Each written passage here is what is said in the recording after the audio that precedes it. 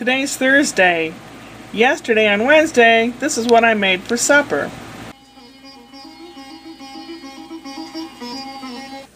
In here I have some bell pepper, some onion slices.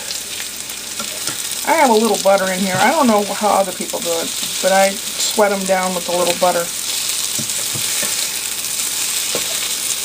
until the onions are translucent, which means you can see through them. Become nice and soft. I'm removing them while I cook the chicken. I've done it with beef and I've done it with chicken, and it's good both ways. I haven't done a combination, but I'm sure it's fine. I don't know. I'm sure you could probably use some other meat as well. I don't know. So cut up chicken. Over this I sprinkled some chicken bouillon with a little bit of chili powder and some cumin, C-U-M-I-N. That's the taste of Mexican food. Turn the heat back on and start this cooking. It'll be a few minutes before it's cooked through. And then I'll add the onions and bell pepper. Yes, I almost, why, I don't, bell pepper, yes. Typical old person maneuver. I went in the other room to do something. I smell chicken. Oh! A little browned up on the bottom of the pan. But I want it to cook a little more even. Make sure the meat's through on the heat heated through and through. So I put a little water.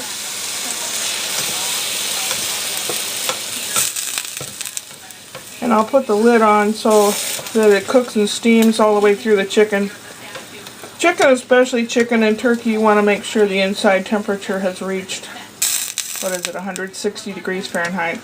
I don't know without looking what it is Celsius. And yeah, in a few minutes the water will cook down. Chicken will be cooked through and I can add the peppers and onions.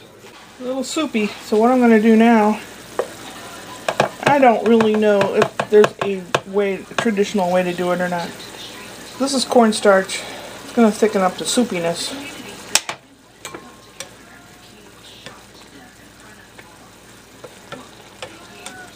The cat's already going, Mom, Mom, remember me. I'm the guy that likes this stuff. Mom. Aren't you, buddy? He's waiting. He can't wait. He loves this stuff. Don't you, buddy?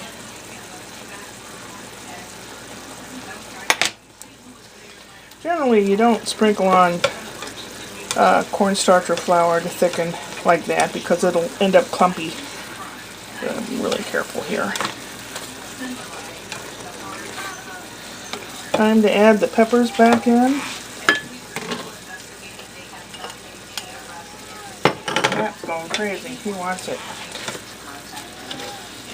And you put this in a burrito, like a flour tortilla or something, to eat it. But I'm just going to eat it out of a bowl. So I'm trying to cut down on carbs. Oh, yummy. Maybe that doesn't look very good to you, but it is yummy. And I'll show you who wants some. Turning the heat off. Here's who wants some. You want some, Thrall? He's sitting waiting. You being good, huh? Being patient? You want some? Yeah? You want some?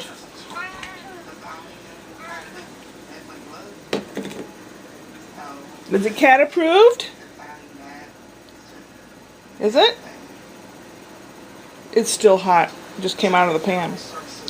You like it? It's still hot. Is it too hot? I told you it's too hot. Goofus. Yeah, he likes it. It's cat approved. The last couple days I did a lot of yard work, so really I'm physically tired today. So I caught up on movie watching from the movies I got from the library. There were 3 of them. Jabberwocky, an old 1977 Terry Gilliam film. That was good. It had a lot of snarky little jokes in there. And then I watched The Girl Most Likely with Kristen Wiig, and Annette Bening plays her mom. That was kind of a sweet movie. Oh, it has Matt Dillon in it. He's a character. And then I watched Lost in Paris, which is a Belgian movie with a husband and wife. The girl's from Canada originally, and the guy's from France or Belgium. And they live in Belgium. They're married. It was in the burlesque style, and I don't mean the strip-teasy, sexy stuff. Burlesque is an old-fashioned way of performing, kind of like Harold Lloyd, Charlie Chaplin, Jacques Tati, Mr. Hulot, Holiday, and it was mostly in French, but you could understand it. It had English subtitles if you didn't understand it. But it's pretty, there was not a lot of talking, a lot of movement and dancing, and the husband and wife were the two main characters in this movie, and there was a lot of movement and dance and gestures and miming, which was very surreal at times, and it was really pretty good movie. I highly advise, if you have a chance to see Lost in Paris, to go to see it. It's really a good movie. Talked to Brian today, my doctor, Dr. Brian. That's my son. He's a nurse. He called to see how I was doing and how the medicine was going and all that. He looked up some more information on the medicine, so he knew what, if he said anything, he knew exactly what he was talking about. My son, you think I'm OCD. Anyway, it was a nice conversation with him. We had a nice conversation, and then I had a terrible headache. I've got this tooth down here is hurting, and the gum's swollen, and it's painful. You know, it's always something. I didn't do any work today because I just wasn't feeling it. And what else happened today? Oh yeah, I got a notification through Facebook from somebody that said hi to me or flirted with me a few years ago. This guy's Italian descent. He's a chef. He was from New Jersey, or he was living in New Jersey and New York. Now he's down in the Atlanta area, so he put on his Facebook, you gotta find, and he didn't spell my, Sheely Steward. Like, okay. Like, alright. I don't know. It's like, did you run out of people to ask for money or something? I just have a feeling, a gut feeling. And my gut feelings today have been spot on. Things came to me out of the stratosphere. When I watched Jeopardy, I knew all the answers. It was almost like I was tuned into the universe. Too bad I didn't buy a lottery number, right? Anyway, it's like, this guy wants to hook up with me. He doesn't know what I look like now. He doesn't know all my aches and pains and woes and all that crap. He doesn't know that I'm poor. I think when he finds out that I'm at the poverty level, he's gonna go, oh, sorry. See ya. See ya, see ya. Wouldn't wanna be ya. Yeah. I'm not concerned. Brian and I kind of touched on future about me moving out there, and he said in a couple years he thinks the housing market's the bubble's gonna pop, and it would be a good time. So up until then, and he knows it takes me a long time to do anything, to try to clean and declutter, and if there's anything worth something, to sell it. I need to get a different car.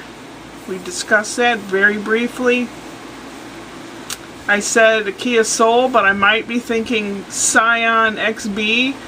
The mileage is just a little less, but it's bigger. It's a roomier car, so it's sturdier, and Toyota is built better than Kia. I don't know, but there are not too many of them around. But by the time I get the money, there won't be any. It's a dinosaur. Yes, how long have I jabbered on? Headache City. I just ate 2 cups of cooked carrots because I was so hungry. I'm trying to be good. I'm out of apples. Tomorrow morning, do I have to promise that I'll do it? I guess that's probably the only way I'll end up doing it, is to check that circuit breaker. I haven't done it yet, but now that I don't have the outside stuff to worry about, and the sun should come right in those basement windows and shine on the fuse box in the morning, I should be able to do that in the morning. And then if I need a new circuit breaker, to go out and get it and buy some apples while I'm at it. I found the last 3 days eating a nice crisp apple at night not only fills me up, but it's not harmful as if I ate cookies or bread or anything. So I think that's going to be a routine for me. It's going to be an apple and then like a half hour to 40 minutes before bed. Big glass of water. Drink lots and lots of water. I think I'm going to lay off that tea just in case it is what's giving me itches. I'm going to try to still take that stupid medicine, but lay off that herbal tea, because perhaps that's causing the itching. It never has in the past, but if I still itch, then I'll know it's the medicine. So that's what you do when you have little children and they have some kind of rash. You kind of like take away one thing at a time to find out what they're allergic to. Yeah. Oh boy. It's supposed to get stinking hot and rain this weekend. There's a vegan expo at the local junior college on Saturday, which I hope to go to and learn some good things. Yeah. Well, gosh. Hope to see you tomorrow. Upward and onward.